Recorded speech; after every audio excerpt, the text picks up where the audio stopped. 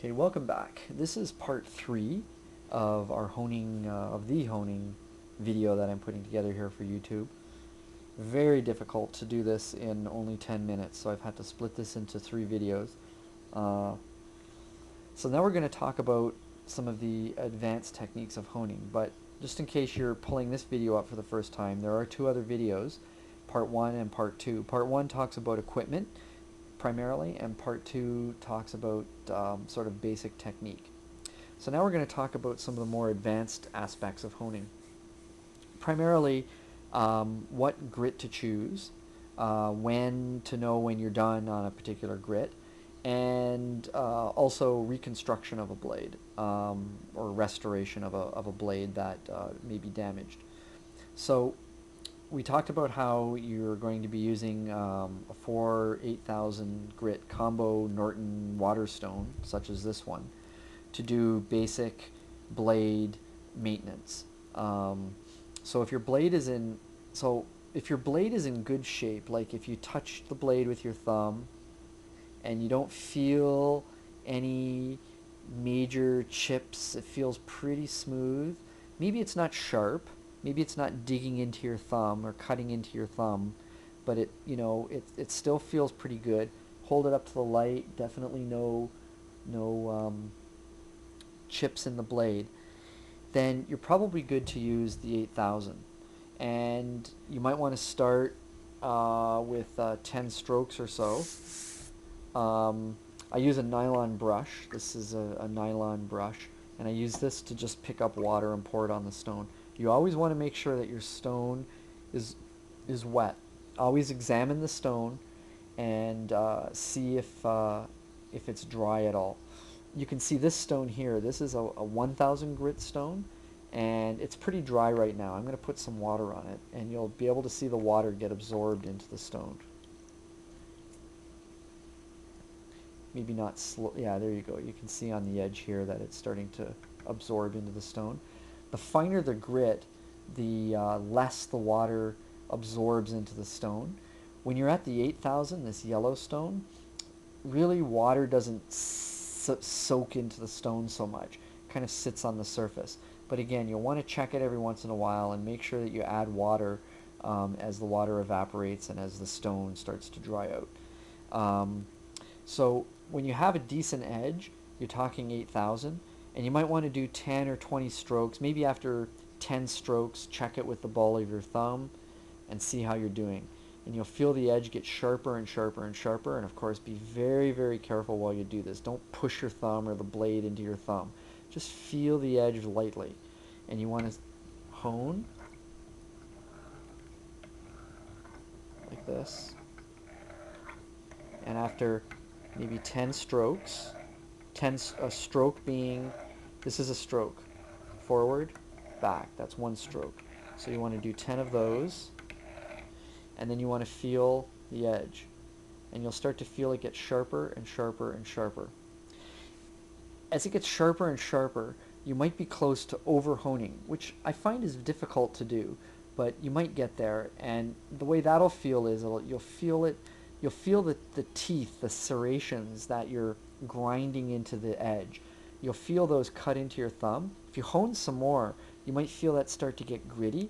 That's because as you're bringing the faces of the blade closer and closer together, they'll start to form this like rough, wiry piece that'll start to fall off. It's called a fin because it's like the fin of a fish.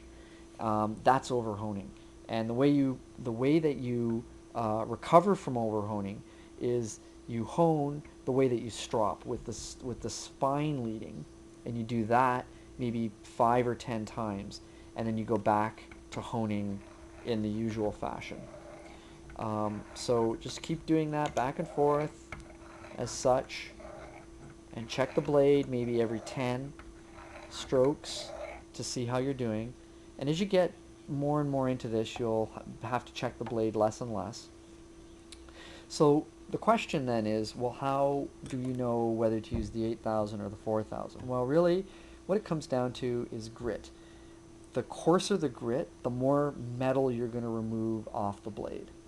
the faster you're going to remove metal. So if you need to remove more metal, then you're going to need a coarser grit. Um, you would need to remove more metal if, say, there were chips in the blade, or if the blade was really blunt. If the blade was really blunt, say there were no chips in it, but it was really blunt, you might want to use the 4000 grit. 4000 being twice as coarse as 8000. And with this one, it's going to remove metal a little faster. But let's say you've got some chips in the blade, even the smallest chip. Well, the 4000 is going to remove metal too slow, generally speaking, to remove chips in a blade. In that case, you want to use a 1000. This here is a 1220 Norton Waterstone. It's 220 on the kind of bluish side and 1000 on the brown side.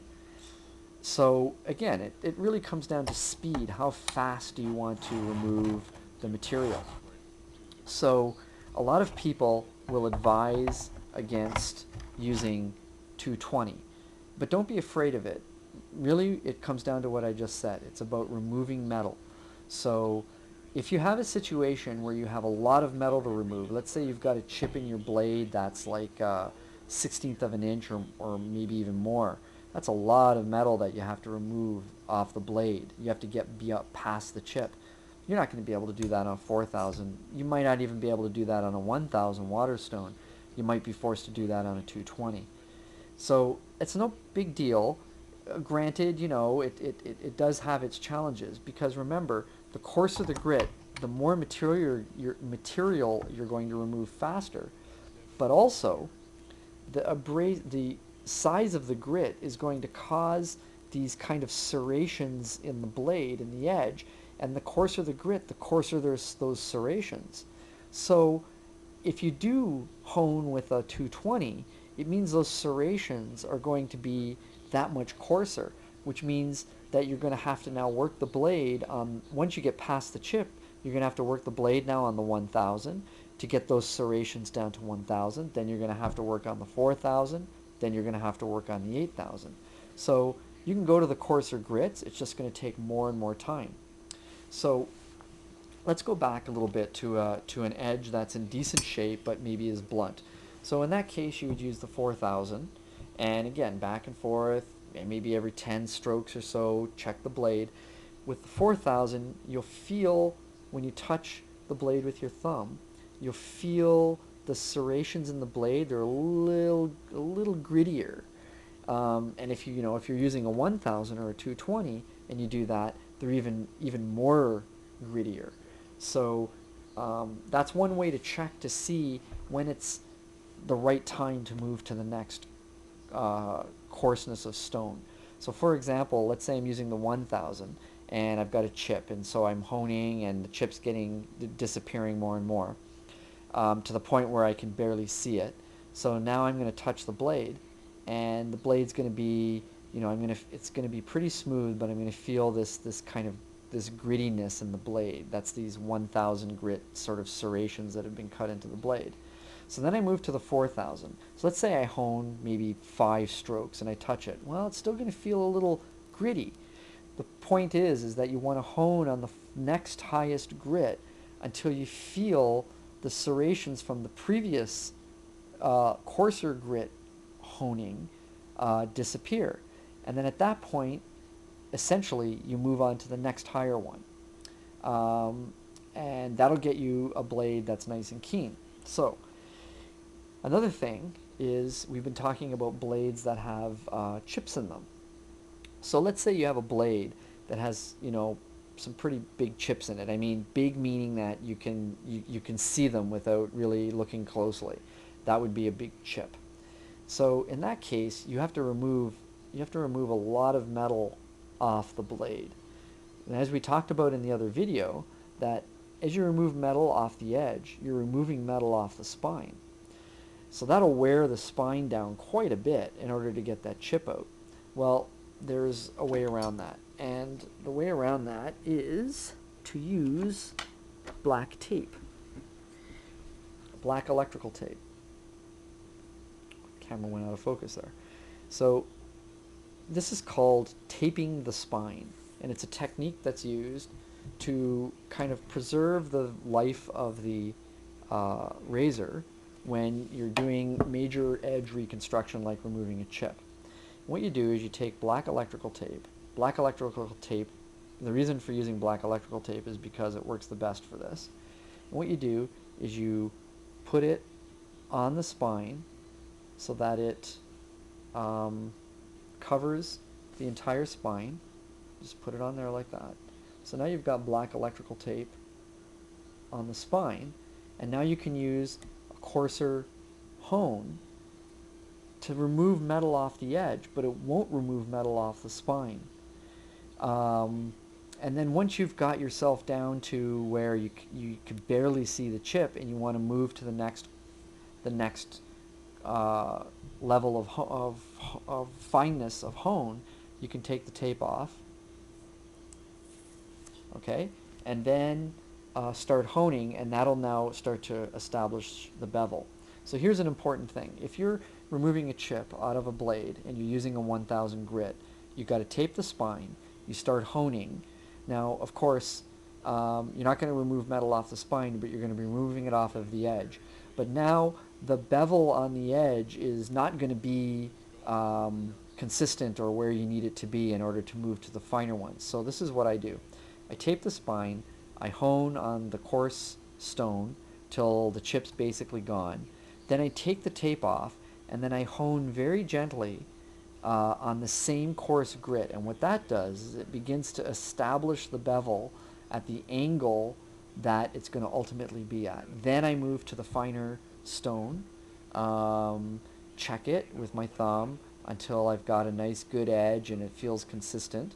Then I move to the, I move to the 1000, then I move to the 4000, then I move to the 8000.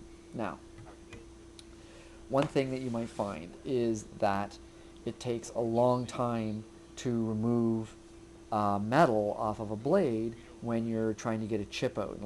Some blades have really big chips in them, and it can take literally hours on even on a 220. Let's say you're going to go crazy and use a Norton 220. It can take hours to do that sometimes. So there's a faster solution, but it costs money. And that solution is to use a diamond hone. So this is a nice big diamond hone. This is made by a company called DMT, and it's a combination hone. It's got two different grits. It's got 600 on one side and 1200 on the other. And basically what a diamond hone is it's this metal part. This gray part is metal. It's steel, and then there's very tiny little chips of diamond that are kind of encased in nickel on top of the steel. And then the steel has holes in it so that the plastic, the yellow plastic, kind of comes through, and it's really flat. And the reason for those little circles is to prevent sort of a massive surface area of diamond grit, which would create a lot of friction and make it very hard to hone with. So they found that if they kind of divide out the surface of the diamond hone with the holes, that you can still hone effectively, but that you can hone faster and easier. The thing about diamond hones are that they're very, very, very fast. They're probably 4 to even 10 times faster than using a water hone. So so the thing about that is, remember I talked about using coarser grits to remove more metal faster? So if you have a big chip in a razor and you want to get that out and you don't have a diamond hone, you might start using the 1000. You might sit there and hone for an hour and basically not get very far. And you might say to yourself, okay, I guess I've got to start using the 220. But if you use the 220, you're creating really coarse serrations in the edge, which means that now you've got to go to the 1000, you've got to work it on the 1000 before you can go to the 4000 and the 8000. So by using a diamond hone, by using the 1200 grit, you're going to remove metal faster than with the 220 grit water hone, but your serrations are going to be at 1200, which means it's going to be a lot easier to move to the 4000. It'll be a lot quicker because you can move to it right away. The only thing about diamond hones is that they're very expensive.